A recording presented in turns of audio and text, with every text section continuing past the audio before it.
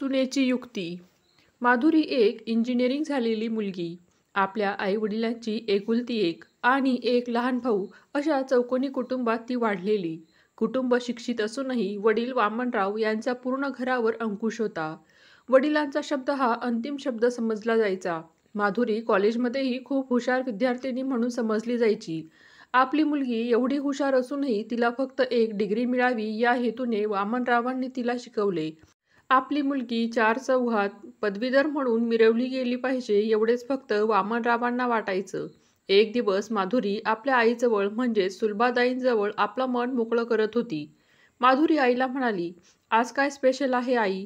त्यावर सुलभाताई म्हणाल्या, "काय म्हणजे काय? आज माझ्या लेकीच्या आवडीचे थालीपीठ करणार आहे बघ. कसं शाही नाश्ता बनवते आज तुझ्यासाठी." त्यावर वामनराव लगेच म्हणाले, "सासरी जाऊन काय ऐतं नाही मिळणार म्हणावं. शिक्षण वगैरे ठीक आहे, पण बाकीचं काय?" माधुरी म्हणाली, "पप्पा हे काय हो, आजकाल लोक स्वयंपाक करतात का? मी बाई ठेवणार स्वयंपाकाला, एखादी कामवाली. कॅम्पस इंटरव्ह्यू दिला की मग परीक्षा आधीच मला नोकरी मिळणार बघा तुम्ही." वामनराव म्हणाले, "त्या नोकरीचं आम्ही काय करणार? खरं तर ही नोकरी वगैरे नसते, फॅड आहे आत्ताचं. चूल आणि मूल हेच खरं बाईचं आयुष्य." माधुरी तिच्या वडिलांकडे पाहत म्हणाली, "पप्पा, पण हे सगळं असं 1857 सालातले विचार आहेत तुमचे. आता कोणीही असा विचार करत नाही. उलट मी नोकरी केली की शिक्षणासाठी लागलेले तुमचे सगळे पैसे वसूल होतील बघा. पटेल तुम्हाला माझं म्हणणं?" वामनराव म्हणाले, "हे बघ, मला तू नोकरी केलेली नकोय. आताही आणि तुझं लग्न झाल्यावरही तो डिसिजन होणाऱ्या जावयाचा असेल. त्यात आम्ही आडकाठी घालणारे कोण आहोत? पण तरीही चांगलं शिक्षण मिळालं ना की नवराही चांगलाच मिळतो मुलींना, या मताचा आहे मी." असं म्हणून वामनराव हातात वर्तमानपत्र घेऊन आपल्या बेडरूममध्ये निघून जातात. पप्पा गेल्या गेल्या माधुरी आपल्या मनातल्या भावना आईसमोर बोलवून दाखवते. माधुरी म्हणते, "आई, पप्पा लहानपणापासूनच ऐकवत आलेले हेच वाक्य, चांगलं शिकलं ना की चांगला नवरा मिळतो. पप्पा असं का नाही म्हणाले आशीर्वाद देताना, शिकून मोठे व्हा, कर्तृत्ववान बना, चांगला नवरा मिळेपर्यंत त्यांचे आशीर्वाद." त्यावर सुलभाताई म्हणाली, "माधुरी, तुला चांगलंच माहिती आहे तुझ्या बाबांचा स्वभाव. साक्षात ब्रह्मदेव जरी खाली आला तरी तुझ्या बाबांचा स्वभाव बदलायचा प्रयत्न जरी केला तरी ते या जन्मात शक्य नाही. तू फार काही विचार करू नकोस. तू सध्या तरी नोकरीचा विचार सोड. आता फक्त थालीपीठवर ताव मार." असं म्हणून सुलभाताईंनी आपल्या लेकीचा नाराजीचा स्वर बदलून मनधरणी केली. पुढच्याच आठवड्यात वामनरावांनी आपल्या एकुलत्या एक मुलीसाठी स्थळ आणले. वामनराव म्हणाले, "अगं सुलभा, ऐकलंस का? जा आधी साखर घेऊन ये. मग सगळ्यात आधी साखर देवापुढे ठेव. मग सगळ्यांचं तोंड गोड कर." सुलभाताई म्हणतात, "अहो, पण असं काय झालं तरी?" "अगं, जगतापांकडून स्थळ सांगून आलंय आपल्या माधुरीसाठी." सुलभाताई म्हणतात, "काय अहो, पण एवढ्यात कुठे लग्नाचं पाहताय तिच्या?" वामनराव म्हणतात, "एवढ्यात नाही, मग कधी? हे बघा, चांगला मुलगा आहे, सुखात ठेवेल तिला. घरात सासू सासरे आहेत आणि नणंद पण आहे. तरी लग्न झाले नंदेचं. जवळच असते राहायला. अधूनमधून येत असते. पण जाऊ देत ना, मुलगा शोधूनही सापडणार नाही एवढा चांगला आहे. लग्नानंतर लगेच राजा राणीचा संसार सुरू होणार त्यांचा. सुखाने राहतील दोघंही." त्यावर सुलभाताई म्हणाल्या, "अहो, पण तुम्हीच विचारायचं ना, अपेक्षा तरी कळू देत ना मला. कारण आपली माधुरी इंजिनिअरिंग, तीही कम्प्युटर इंजिनियर. तुम्ही तर नोकरीला लावायलाही नाही म्हणालात तिला. आता सांगायला तरी मिळालं असतं आपल्याला." त्यावर वामनराव म्हणाले, "अहो, पण तुम्ही आणखी त्रुटी काढत बसलात तर तुमची मुलगी बिनलग्नाची राहील हो." "हो, जावईबापूही कम्प्युटर इंजिनियर आहेत. तेच नोकरीलाही लावतील बघ तिला. मग तू माझ्यावर ठपका ठेवू नकोस, नोकरीला का नाही लावली असा.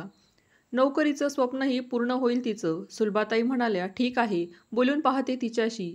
तेव्हा माधुरीही लग्नासाठी होकार देऊन टाकते. कारण आपल्या मनासारखं लग्न आधी नाही तर कमीत कमी लग्नानंतर तरी राहायला मिळेल म्हणून माधुरी स्वतःहून होकार दर्शवते. बघण्याचा कार्यक्रम, सुपारी, साखरपुडा आणि लग्न असं सागरसंगीत कार्यक्रम असे पार पडतात. सातारा जिल्हा म्हटलं की निसर्गाचं वरदान लाभलेलं असं म्हणतात. एकूण लग्नानंतर सभोवतालची हिरवळ पाहून माधुरीला खूप प्रसन्न वाटत होतं. ही प्रसन्नता क्षणिकच म्हणायची का? माधुरीचा नवरा वरद पुण्याला नोकरीला असल्याने आठवड्यातून फक्त 2दा गावी येणं असायचं. त्यामुळे गाव ते पुणा असं करताना जीव मेटाकुटीला यायचा. तरीही एक जबाबदारी म्हणून वरदला असं अपडाऊन करणं भाग होतं. लग्नाला 15 दिवस होऊन गेले तरीही वरद अशीच दमछाक करत होता. एक दिवस माधुरीच्या सासूबाई म्हणजे सुभद्राताई आपल्या आलेल्या पाहुण्यांना सांगत होत्या. छायाताई म्हणाल्या, "अहो सुभद्राताई, नशीब काढलं हो तुम्ही. अशी इंजिनियर सून मिळाली तुम्हाला. आता काय सूनबाईच्या हातात संसाराचा रहाटगाडगा देऊन तीर्थयात्रेला जाणार की काय मग?" त्यावर सुभद्राताई म्हणाल्या, "अगं नाही, असं कसं? काल आलेल्या पोरीच्या हातात सगळं देणार संसार?" छायाताई म्हणाल्या, "अगं मग काय करणार तू? आता तीर्थयात्रा करायचे दिवस आपले, जपमाळ हातात घ्यावी."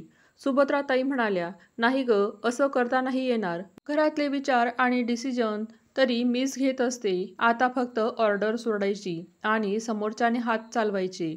"माधुरी, अगं पाणी घेऊन ये," छायाताई म्हणाली. "अरे वा, मानलं पाहिजे तुला सुभद्रा." लगेच ऑर्डर देऊन काम करून घेऊ लागली. "माधुरी पाणी घेऊन येते." सोबत सुभद्राताई म्हणतात, "माधुरी इथे बस." माधुरी शेजारच्या खुर्चीवर बसते. छायाताई म्हणतात, "माधुरी, काय मग नोकरी करणार की काय?" माधुरी म्हणते, "जशी यांची इच्छा. खरं तर मला नोकरी करायला खूप आवडत आहे, पण पुण्याला जाऊन एकदा का सेटल झाले की नोकरीचं करणार आहे मी, आणि तसं हेही म्हणाले आहेत मला." सुभद्राताई म्हणतात, "बाई, मला नाही पटत. लग्न झाल्या झाल्या असं नवऱ्याच्या मागे शेपूट बनून राहणं. बाईच्या जातीने पहिले संसार बघावा, मग नातेवाईक, सणसूद असा विचार करावा. मग नवऱ्यामागे फिरावं." माधुरी एकही शब्द न बोलता तिथेच बसून राहते. शनिवार असल्याने वरद गावी आला होता. सारखा असा प्रवास करून वरदचे पाय दुखत होते. म्हणून माधुरी पटकन आपल्या नवऱ्यासाठी पाणी आणायला उठते. आपल्या आईला अंग दुखत असल्याचं सांगून वरद आपल्या खोलीत जातो आणि सुभद्राताई माधुरीला काहीतरी काम सांगतात आणि स्वतः वरदच्या खोलीत जातात आणि आपल्या लेकाची विचारपूस करतात. तोवर माधुरी संध्याकाळच्या स्वयंपाकाची तयारी करून ठेवते. तेलाची वाटी घेऊन सुभद्राताई वरच्या खोलीत येतात आणि वरदला म्हणतात, "वरद बाळा, खूप दुखतंय का रे? मी अंग चेपून देते आणि पाय कर इकडे, तळपायांना मस्त मालिश करून देते." वरद आईला म्हणतो, "असू दे ग आई, आराम केला की बरं वाटेल." सुभद्राताई म्हणतात, "नाही, मी असं ऐकणार नाही. एक तर स्वतःची काळजी घेता येत नाही तुला. मी आई आहे तुझी, काळजी तर वाटणारच ना. लग्न होऊन आता 2 महिने झाले. असं सारखं सारखं येऊन तू का दमछाक करून घेत आहेस? अशाने खंगून जाशील." वरद म्हणतो, "आई, मग काय करू सांग बरं तूच. कुटुंबाची काळजी घेणं हे कर्त्या पुरुषाचं पहिलं कर्तव्य असतं, हे तुला चांगलंच माहिती आहे. बाबाही तेच करायचे." सुभद्राताई म्हणतात, "एक सुचवू का तुला? तू आठवड्याला चक्कर मारतोस, चांगली गोष्ट आहे. पण तुझी तब्येत सांभाळून हे सगळं केलंस तर मला आवडेल. तू महिन्यातून एकदा अशी चक्कर मारत जा, म्हणजे कसं तुझी धावपळही होणार नाही. तसंही आपला फ्लॅट आहेच की पुण्यात." वरद आईला होकारार्थी मान हलवतो. असं म्हणून सुभद्राताई आपल्या मुलाला गावी न येता पुण्यातच राहण्याचा सल्ला देतात. आता आपला लेक आलाय तर त्याच्या आवडीनिवडी जपण्याचा पुरेपूर कयास सुभद्राताईंचा असतो. वरदचे अंग चेपून दिल्यावर स्वयंपाकघरात सुभद्राताई येतात आणि माधुरीला स्वयंपाक करून ठेवला आहे हे पाहतात. त्यांना मनातून वाईट वाटतं. त्या रागीट स्वरात म्हणतात, "माधुरी, तू कशाला स्वयंपाकाच्या नादी लागली? मी येईपर्यंत वाट पाहिली असती तरी चाललं असतं. नाहीतर मला विचारायला काय हरकत होती?"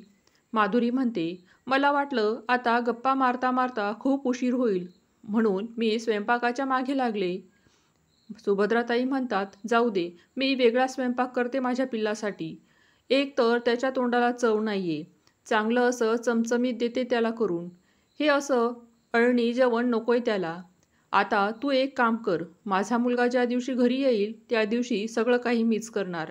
तू स्वयंपाकघरात यायची काही गरज नाहीये." सुभद्राताई परत वरदसाठी स्वयंपाक बनवतात.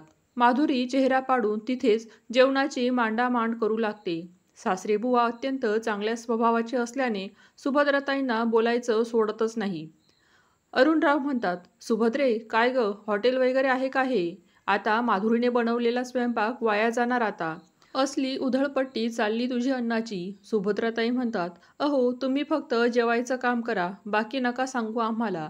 त्यावर अरुणराव म्हणतात, "काय, गेले काही वर्ष अन्नपुराण ऐकत आलो होतो, आता कुठे गेले ते ज्ञान?" असं म्हणून अरुणराव हातातलं वर्तमानपत्र घेऊन बाल्कनीत जाऊन बसतात. स्वयंपाकघरात जेवताना वरदला वेगळंच दृश्य दिसतं. आपल्या ताटात वेगळे पदार्थ आणि तिघांच्या ताटात वेगळे पदार्थ. तो काही बोलायच्या आतच सुभद्राताई म्हणतात, बाळा, तुझ्यासाठीच असं मसालेदार जेवण बनवलंय मी. असा स्वयंपाक तू खात जा, म्हणजे तब्येत छान राहील तुझी. वरद आणि माधुरीच्या लग्नाला आता 7 महिने होत आले होते. या 7 महिन्यांमध्ये वरद महिन्यातून फक्त एकच दिवस गावी जात. लग्नानंतर वरद 8 दिवसाला 2दा गावी जायचा. त्यामुळे आपला नवरा आपल्यासाठी येतो म्हणून माधुरीला हायसं वाटायचं. पण आता तीच भेट महिन्यातून 2दा होऊ लागली. असेच एक दिवस वरद आपल्या गावी आला. नेहमीप्रमाणे वरदसाठी सगळा स्वयंपाक सुभद्राताईंनी बनवला. माधुरीला फक्त धुणी भांडी आणि लादी पुसण्याचे काम सांगितले. या बाबतीत माधुरीला अजिबात वाईट वाटलं नाही, कारण कुठलंही काम सांगितलं तरी ती अगदी बिनाबोभाटपणे माधुरी करत. असंच रात्री याबाबत आपण वरदशी बोलले पाहिजे, पण माधुरीला कुठेच असं सांगायला जमत नाही. कारण वरद ज्यावेळेस घरी यायचा त्यावेळेला सोबत राहता येईल, पण सासूबाई काहीतरी दुखण्याचा बहाणा करत.